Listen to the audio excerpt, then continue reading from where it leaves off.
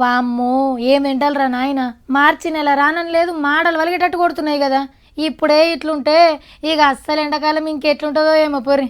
సరే కానీ మనం ముందుగా హెడ్లైన్స్ చూద్దామా, చూసేయండి.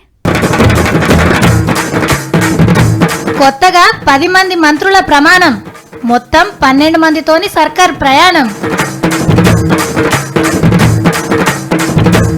పట్నంలో పెరుగుతుంది పొల్యూషన్, ఎక్కువ చెట్లను జాదుడే సొల్యూషన్.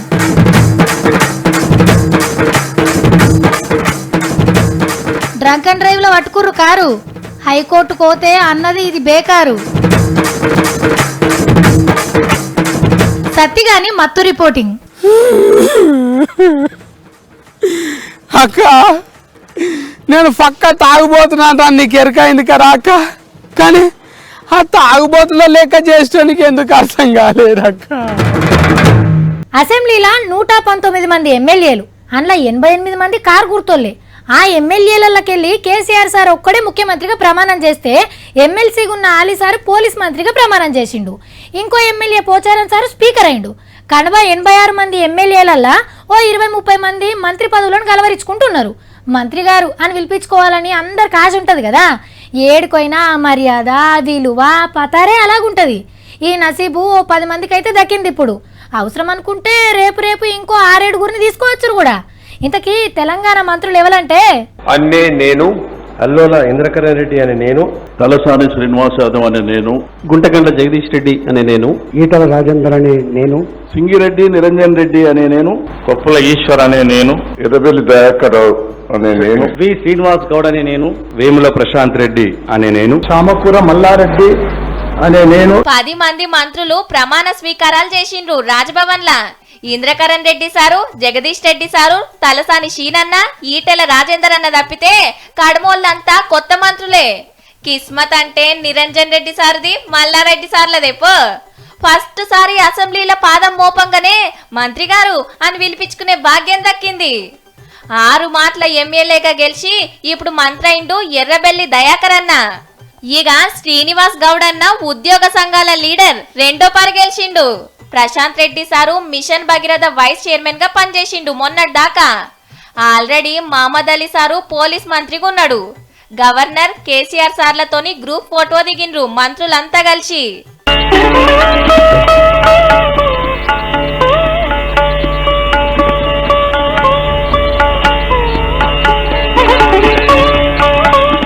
హలో, చెప్పండి. సావిత్రినే, ఏం కావాలి నీకు? ఎవరు నువ్వు? మేడం, మీ ఫోన్ నంబర్ మీద 2 లక్షల రూపాయలు వచ్చినాయి మేడం. అవునా, మరేం చేయాలా? ఏం లేదు మేడం, మీరు ముందుగా ఒక 10,000 డీటీ కడితే ఆ 2 లక్షలు మేమే పంపిస్తాం. నీ బట్టెవాస్ బద్మాష్, బొక్కలు ఇరుగుతాయి కొడక. మేడం జర మంచిగా మాట్లాడండి. అరే నీతోనేంద్ర మంచిగా మాట్లాడేది, కాళ్ళు ఇరిచి పొయ్యిలో పెడితే ఏమనుకుంటున్నావో? సావిత్రి అనగానే సాఫ్ట్ అనుకుంటున్నావా? చల్ ఫోన్ పెట్టే. కర్ణాటక హైకోర్టు పెద్ద జడ్జి సార్కు ఓ ఫోన్ వచ్చింది మొన్న. సార్, నేను సుప్రీంకోర్టు పెద్ద జడ్జి సార్ సెక్రటరీని, పలానా లాయర్లకు జడ్జిలుగా ప్రమోషన్ ఇయ్యమని సారు ఆర్డర్ వేసిండు అని కొన్ని పేర్లు చెప్పిండు. ఇంకో 2 రోజులకు మన హైకోర్టు పెద్ద జడ్జి సారు కూడా ఫోన్ చేసి లాయర్లకు ప్రమోషన్ల ముచ్చటెల్ల పెట్టిండట. నిమ్మలంగా పద్ధతిగా మాట్లాడే వరకు నీయంగానే పెద్ద కోర్టు ఆర్డర్ కావచ్చు అనుకున్నారట. మళ్ళా ఫోన్ నెంబర్ కూడా పెద్ద కోర్టు ఆఫీస్దేనట. కానీ మనోళ్ళకి ఎందుకో డౌట్ వచ్చి ఢిల్లీలుండే పెద్ద సార్ ఆఫీస్ కు ఫోన్ కలిపితే అప్పుడు తెలిసింది ఎవడో పనిలేని పనిమంతుడు పనని. పోయి స్టేషన్ల కేసు పెడితే మోతేవన్నీ పట్టుకునే పనిలున్నారు పోలీసులు. కానీ ఎంత ధైర్యం ఉండాలి, డైరెక్ట్ గా సుప్రీంకోర్టు పెద్ద జడ్జి సార్ పేరే వాడేసుకున్నాడంటే. దొరకబట్టి సుత్తెతో ఒక్కటే 5 సార్లు మళ్ళీ పరిసొంటి కథలు చేయడు. అరే కాక, జర బండి ఎరాదు, అర్జెంట్ పని ఉందిరా అని దోస్తుని అడిగితే ఏమంటారు? చల్ బండి లేదు గిండి లేదు పో, ఎప్పుడు నన్నే అడుగుతావేంద్రా నువ్వు అని కొందరు కష్టరిస్తారు. ఇక కొందరేమో అరే తీసుకోకని జర పైలంగా నడుపురా, ఆ బండి అంటే నాకు ఎంత ఇష్టమో నీకు తెలుసు కదా అని జాగ్రత్తలు చెప్తారు. అరే ముందే చెప్తున్నా చూడు, కార్ గింత సొట్టబడ్డ నేనైతే ఊకునేది లేదు అని ఇంకొంతమంది చెప్తారు. ఒకటే మెరమెర అని కార్ ఇచ్చినా ఎట్లా తోలుతున్నాడో ఏమో అని ఇదే ఆలోచన చేస్తుంటారు ఇంకొందరు. కానీ మీ బండ్లు మీ కార్లు తీసుకుపోయిన వాళ్ళు ఇంత మందేసి నడిపిర్రనుకో ఇక మీకున్నట్టే. 3 నెలల కిందట ఒక అన్న సుక్కేసి కారు నడుపుకుంటా పోలీసులకు దొరికిండు. బిర్రుగా దాగి కారు తోలుతున్నవని కేసు పెట్టి కారును స్టేషన్ కు తీసుకుపోయిండ్రు ట్రాఫిక్ వాళ్ళు. అదేంది సారు, నేను దాగితే నా కారుని ఎందుకు తీసుకుపోయిండ్రు అని అడిగితే అదంతే అని అన్నారట. సిగ్గు పడకుండా చక్కగా పోయి హైకోర్టులో కేసేసిండు. అగో అట్లెట్లుంటది, కారు తీసుకొని మీ తాన పెట్టుకుంటారా, ఎమ్మటే ఇచ్చేయ్రి అని పోలీసులకు ఆర్డర్ వేసింది కోర్టు. కారు తాళాలు అన్న చేతిలో పెట్టాల్సిందేగా. అయినా ఆ టైంకు దాగి డ్రైవింగ్ చేసిండు కాబట్టి ఫైన్ రాయాలే, అవసరమైతే కోర్టుకు తీసుకుపోవాలి మనిషిని. కానీ కార్ ఏం చేసింది, తీసుకుపోయి స్టేషన్ ముంగట పెడితే ఎండకెండి ఆనకు నాని శిలుం బట్టి ఖరాబ్ అవుతాయి. ఎన్ని కార్లు బండ్లు చూడలే. అయినా మందు దాగింది మనిషా కారా? ఈ నగరానికి ఏమైంది? ఓవైపు బండ్ల నుంచి వచ్చే పొగ, మరోవైపు ఫ్యాక్టరీల నుంచి వచ్చే పొగ. ఎవ్వరూ మాట్లాడరేంటి? దీన్ని ఎందుకు మౌనంగా భరించాలి? ఈ నిర్లక్ష్య ధోరణికి పాడాలి చర్మగీతం. బండిలోంచి పొగ వస్తుంటే చూసి ఊకోకండి, నగరంలో కాలుష్యం పెంచకండి, పెంచనివ్వకండి అని ప్రకటనలు తయారు చేసి పబ్లిక్లోకి ఇవ్వాల్సి వచ్చేటట్టున్నది. పో ఏమో అనుకున్నాం, ఢిల్లీ లెవెల్కి ఎదుగుతుంది మన హైదరాబాదు. ఎట్లా అనుకుంటుర్రు? గలీజ్ గాలిలా? అవు, పట్నం మీద అడ్డమైన గాలి వరుసుకుంది, దినమింత వెరిగి పాడైతుందట. దక్షిణ భారతదేశంలో ఉన్న మద్రాస్, తిరువనంతపురం, విశాఖపట్నం, తిరుపతి నగరాల కంటే మన హైదరాబాద్లోనే గలీజ్ గాలి ఎక్కువ మోపైందట. ఎవరో గాలి గంగయ్యలు చెప్పిన ముచ్చట కాదు, ఖుద్దు సెంటర్ సర్కార్ హ్యాండోవర్లో పనిచేసే పొల్యూషన్ కంట్రోల్ బోర్డు ఆఫీసర్లే చెప్పిర్రు. కావచ్చు కూడా. రోడ్ల మీద బండ్లకెళ్ళి చూడురి పొగ ఎట్లెళ్తుందో. రోజుకు 1000-1500 కొత్త బండ్లు సడక్ల మీదకి రావట్టే. ఎప్పుడో బిల్డింగ్ ని ఊలగొట్టుడు, కొత్త బంగ్లాలు లేపుడు. దుమ్ము దుస్రం తక్కువ వెళ్తుందా మరి? ఇక పట్నం చుట్టుముట్టు మొత్తం కంపెనీలేనాయే. ఇరాన్ లేకుండా 24 గంటలు పొగగొట్టాలు నడుస్తూనే ఉంటాయి. అట్లనే ఏడనన్న పచ్చడి చెట్లు కనబడితే మన కళ్ళు బగ్గున మండే పోతం పెడతానే ఉంటుంది. ఈ ఏడికెళ్ళి దొరుకుతుంది సొక్కమైన గాలి. ఎటు వశపడక ముక్కులకు మూతులకు దస్తులు కట్టుకున్నా అడ్డమైన రోగాలతోని దవాఖాన్ల చుట్టూ తిరిగే పరిస్థితి రావచ్చు. ఢిల్లీ అంత డేంజర్ పరిస్థితి రావద్దంటే ఒక్కటే మార్గం, మొలకలు నాటాలే, చెట్లను చాదాలే. మేడారం చిన్న జాతర సురువుగా అవుతుందిలో రేపటికెళ్ళి 3 దినాలు జరుగుతుంది జోరుగా సమ్మక్క సారలమ్మ జాతర. అప్పట్లో 2 ఏళ్లకోసారి పెద్ద జాతర చేసేది. అయితే భక్తులు ఎక్కువ వస్తున్నారు కాబట్టి ఒక ఏడాది చిన్న జాతర అని పెడుతున్నారు. పేరుకే చిన్న జాతర కానీ లక్షల మంది భక్తులు వస్తారు అమ్మవార్లను కొలుసుకునేందుకు. ఇక రేపు జాతర శురువైనాక ఎట్లా జరిగిందో మొత్తం చెప్పుకుందాం. కానీ ఇప్పుడైతే ఈ జాతర ముచ్చట్ని చూడురే. కుంభమేళా కాడ కాలు పెట్ట రాకుంటున్నది పొండ్రి, శీతం వస్తున్నారు భక్తులు. ఇవాళ ఇంకింత ఎక్కువనే వచ్చిండ్రు. 1.5 కోటి మందికి మీదనే గంగా నదిలో తానాలు చేసి ఉండొచ్చని ఆఫీసర్ల అంచనా. అంతా మాఘశుద్ధ పూర్ణిమ పుణ్యమే. మాఘమాసంలో వచ్చే పున్నమి నాడు ఆకాశగంగా గంగా నదిలో కొలువు తీరుంటదట. ఈ టైంలా గంగా నదిలో మునిగితే అందం, ఐశ్వర్యం, ఆరోగ్యం, ఆయుష్, మంచి గుణం అన్నొస్తాయని భక్తుల నమ్మిక. అందుకే చాలా మంది పున్నం నాడు పుణ్యతానాలు చేసిండ్రు కుంభమేళాల. మొన్న మౌని అమాస నాడు కూడా ఏం తక్కువ 5 కోట్ల మంది గంగల తానాలు చేసిండ్రు. శివరాత్రితోనే ఒడుస్తుంది కుంభమేళా. ఇంకా కొన్ని రోజులే ఉన్నది కాబట్టి కాయషున్నోళ్ళు పోయిరాండ్రి.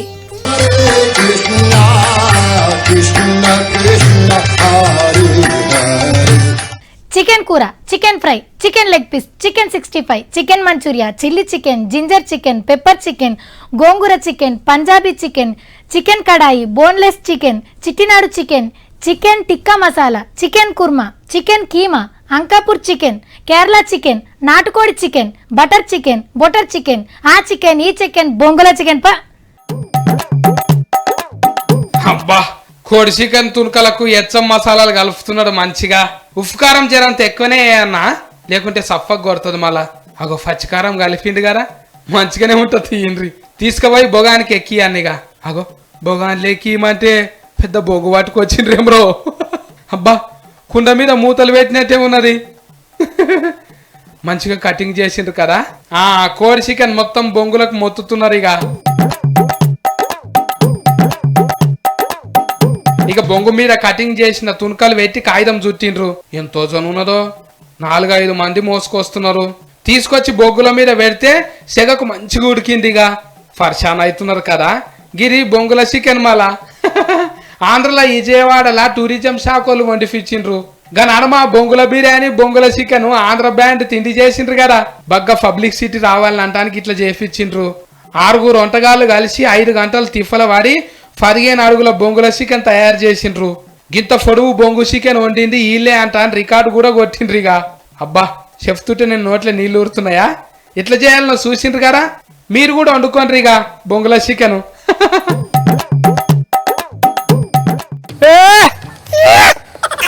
హలో మొగుల మీద మొక్కజొన్న పంట వేయటంతో అడవి పంటి ఏడున్నావురా మైకేం దుల్టా పల్టా పట్టు అయినా నీ మాట ఏందిరా ఎట్లనో వస్తుంది.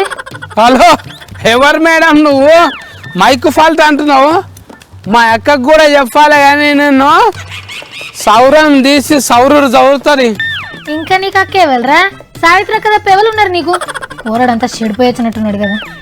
నువ్వు ఇట్లే బిడ్డవు కదా ముఖానికి ఇంత ఫోడరు కళ్ళకి ఇంత కాటిక రుద్దుకొని మా అక్క కూర్చునే కుర్చీలో కూర్చుంటే నువ్వు సావిత్రి అయిపోయినట్టేనా సావిత్రి వైతవా కాదురా సావిత్రినే అదే మైక్ తో నీ నెత్తి మీద 2 టొంగలు వేస్తే అప్పుడు ఎరకైతుంది.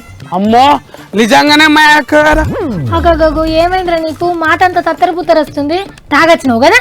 నేను తాగి రాలేదాక నాకు తాగిపించిర్రు అందులో నా పేరు లేనే లేదాక నా పేరు ఎక్కించరాక ఫెగ్గు మీద ఫెగ్గు వేసుడే ఎండ్ల పేరు ఎక్కిస్తావురా రాజ్భవన్ కాడ మంత్రులు ప్రమాణ స్వీకారం ఉందని చెప్తే ఆడిపోతా అన్నావు కదా మరి పోలేవా. ఆడికే పోవడం బయలుదేరినాక కానీ తాగుబోతుల లెక్క చూసి నా నెత్తి ఖరాబ్ అయింది. ఇంతలోనే నా దోస్తు గారు రంగాన ఫోన్ చేసిండు అరే ఇన్నేళ్ళకి నా కొడుకు పుట్టిండ్రా నీకు తాగిపిస్తాను రా అన్నాడు కళ్ళు తాగిపించిండు. నువ్వు ఇట్లా తాగుడుకు బానిస అయితే ఎట్లరా తాగి వార్తలు చెప్పొస్తుందా చెప్పు. అక్క నేను పక్క తాగుబోతున్నా నీకు ఎరకైంది కదా అక్క కానీ ఆ తాగుబోతులో లెక్క చేసేనికి ఎందుకు అర్థం కాలేదు అక్క. ఏం సర్వే చూసిర్రు నువ్వు ఎందుకు తాగినావు తాగి ముచ్చట్లు చెప్తే మంచిగా అనిపిస్తుందా చెప్పు. అక్క దేశంలోనంట మొత్తంలో కలిపి 16 కోట్ల మంది తాగుడుకు బానిసలు అంట అక్క. అంటే 7వ తరగతి ఫెయిల్ అయినాని ఈ తాగుట్లో కూడా ఫెయిల్ అయిపోయింది అక్క సత్తిగాడు ఆ లెక్కలో లేనా నేను. అయ్యో మందు బానిసలు 16 కోట్ల మందే అని సర్వే చేస్తే మరి నీకేమాయే అందులో తప్పు లెక్కలే ఉన్నాయిరా. ఎక్కువ మంది తాగుతారు కానీ తక్కువ లెక్కనే ఇచ్చిండ్రు. వాళ్ళు తప్పు లెక్కలు ఇచ్చిరా నీకెట్లేరుకా నువ్వు కూడా మందు బానిసలు ఎంతమంది అని లెక్క చేసినావా ఏమన్నా సర్వే చేసినావా. నేను తాగుతా నాకున్న 10 మంది దోస్తాన్లు అందులో 9 మంది తాగటోళ్ళే ఉన్నారు. మరి ఆ 16 కోట్ల మందిలో మేము లేనేలేమా అక్క. దిస్ ఇస్ ట్రూ మచ్ అక్క. తాగుడికి బానిసలు అయిన దాంట్లో లేవని నువ్వు బాధపడుతున్నావా ఇట్లనే చేసినావు అనుకో నేను బుచ్చన్న సార్తో రిపోర్టింగ్ చేపిస్తేమనుకుంటున్నావు. ఈ 16 కోట్ల మందిలా బుచ్చన్న సార్ పేరు ఉన్నట్టే ఉన్నది సప్పుడే చేస్తలేడు. ఆగు ఇప్పుడే ఫోన్ చేసి మాట్లాడతా. అయ్యో ఫోన్ యాడ్ మర్చిన కదా. కాదురా ఇంతకు నీకు తాగుడు బానిస అంటే ఏందో ఎరికేనా నువ్వు అసలు ఆ లెక్కలకే రావు తెలుసా. దేశంలో మొత్తం మందు బాబ్స్ తెలంగాణ టాప్. అరే దేశం మొత్తం కలిపి గింతే మంది ఎట్లుంటారు. మరి వారి మందుకు బాగా మరిగి పెళ్ళం పుస్తలు ఇంట్లో బియ్యం అన్ని అమ్మి తాగేటోళ్ళని మందు బానిసలు అంటారు నువ్వు కాదు కదా అట్లా. మరి నేను ఎవరిని తతికి పైసలు లేకపోతే కళ్ళు కోసానికి జొన్నకాంకి ఇచ్చిన బుచ్చాన ఎవరు ఒడ్లు బియ్యం పట్టక ముందే ఒడ్లొంతుకు కళ్ళు తాగి వచ్చిండు. మేము అమ్మలేదటవు వంతుకొంత తాగి వచ్చినాం పైసలు కూడా ఇచ్చినాం. అట్లా కాదురా అంటే పొద్దుగాలనే పాసి మొగాలనే తాగేటోళ్ళను పొద్దున్న దాకా తాగేటోళ్ళను మందు బానిసలు అంటారు. మేము ముఖం కడగకుండా తాగనమాట అని వీళ్ళకి చెప్తారు. కరిగి తాగేటోళ్ళు లెక్కలకు రారా ఏమన్నట్టు. ఓరు వారి 130 కోట్ల జనాభాల 16 కోట్లు అంటే 100కి 14 మంది బగ్గ తాగి సోయి లేకుండా తిరుగుతున్నారు అన్నట్టు.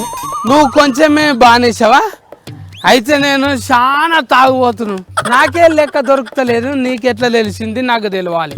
ఒప్పడా సంపి పడేస్తా బిడ్డ నేను ఏ బానిసల లిస్ట్ లో లేను నన్ను నిరికిస్తున్నావు నువ్వు. మరి ఈ లెక్కలన్నీ నీకు ఎట్లా ఎరుకైనాయి. I'm the big drinker I'm active editor అందులో నా పేరు లేకుంటే ఎట్లా చేసినావు చెప్పు. నేను కూడా పొద్దుగాల ఆర్త చదివినది వివరాలన్నీ తెలుసుకున్నా అంతే. అయినా ఇట్లా తాగి రిపోర్టింగ్ చేస్తే విలేకరులు ఏమంటారు చెప్పు? విలేకరులు ప్రెస్ మీట్ అయిపోయిన తర్వాత ఏ ప్రెస్ మీటింగ్లు ఉంటుందో వడ్రాజ్ చెప్పిండు బుచ్చన్న సారు. ఆర్డర్లే ఉన్నాడేమో. అబ్బా నువ్వైతే ముందుగా రిపోర్టింగ్ అడ్డలకి వెళ్ళి ఓరా బాబు. ఇట్లా తాగి ఇంకోసారి రిపోర్టింగ్ చేస్తే నీ చెవులు వింటా బిడ్డ ఏమనుకుంటున్నావు? ఫుల్ టు ఫియరే బానిస లెక్కల ఎక్కే రాక మందు తర్వాత గంజాయికి బానిసైనరని కేంద్రం సర్వే చేస్తే మా ఓడేమో నేను ఆ లెక్కలలో లేనా అవి తప్పు లెక్కలు అంటుండి. ఇట్లా ఏ శ్రీమంతుని ఇంటర్వ్యూ చేసినా ఓ మాట అయితే చెప్తాడు. అప్పట్లో తినేందుకు తిండి కూడా లేకుండే మాకు. సైకిల్ మీద బట్టల మూటలు వేసుకొని ఊరూరా తిరిగి అమ్మేటోని. ఏండ్లకేండ్ల అట్లా కష్టపడ్డా కాబట్టి ఇప్పుడు ఇంత పెద్ద షాపింగ్ మాల్ని పెట్టగలిగిన అని అంటాడు. ఇంకోగలి మందలిస్తే చిన్నప్పుడు నేను పెట్రోల్ బంక్లో పనిచేస్తోని. నెలకు నాకు 10 రూపాయల జీతమే వస్తుండే. అందులోకెళ్ళి కొంత ఇంటికి పంపేటోని. ఎన్నో కష్టాలు ఎలా వచ్చి ఇలా ఇన్ని పెట్రోల్ బంకులు పెట్టగలిగిన. చిన్నప్పుడు నేను లారీ క్లీనర్గా పనిచేసి ఇప్పుడు 50 లారీలకు ఓనర్ అయినా. ఇక ఇట్లా చెప్తారు. అంటే ఎన్నడో ఒకనాడు డెవలప్ అవుతారు అన్నట్టు. కానీ అందరు కాలేరు, ఎందుకంటే అందరికి అన్ని ఇకమతులు తెలియకపోవచ్చు కదా. గీడ ఆటో దూడుస్తున్న తాత పేరు మొంతులు లోబో. కర్ణాటక రాష్ట్రం మంగళూరులో first auto driver. Auto gear పట్టిన కాంచేలి మళ్ళా ఏరే పనే చేయలేదు ఇప్పటి వరకు. తాతకు 80 ఏండ్లు దాటినా ఇప్పటికీ ఆటో నడుపుతుండు. పొద్దుగాల లేచి ఆటో మంచిగా గడిగి సవారికి పోతాడు. మళ్ళా ఇన్నేండ్లల్లా ఒక్క టక్కర్ లేదు. ఆటో రాంగ్ రూట్ లో పోయినట్టు లేదు. ట్రాఫిక్ చలాన్లు తీసుకుంది లేదు. గందుకే కర్ణాటక రాష్ట్రం అవార్డు కూడా ఇచ్చిందట. అగో ఇంటి నిండా అవార్డుల పటాలే ఉన్నాయి. కానీ ఆటోను మాత్రం కొత్త గుంజుకుంటుండు. గాని తాత మాత్రం పెద్ద మనిషి అయిపోయిండు. ఆటో నడుపుడు అయిపోయినాక శాతనైన కాడికి బీద బిక్కోళ్లకు సాయం కూడా చేస్తాడట. గ్రేట్ ఆటో తాత.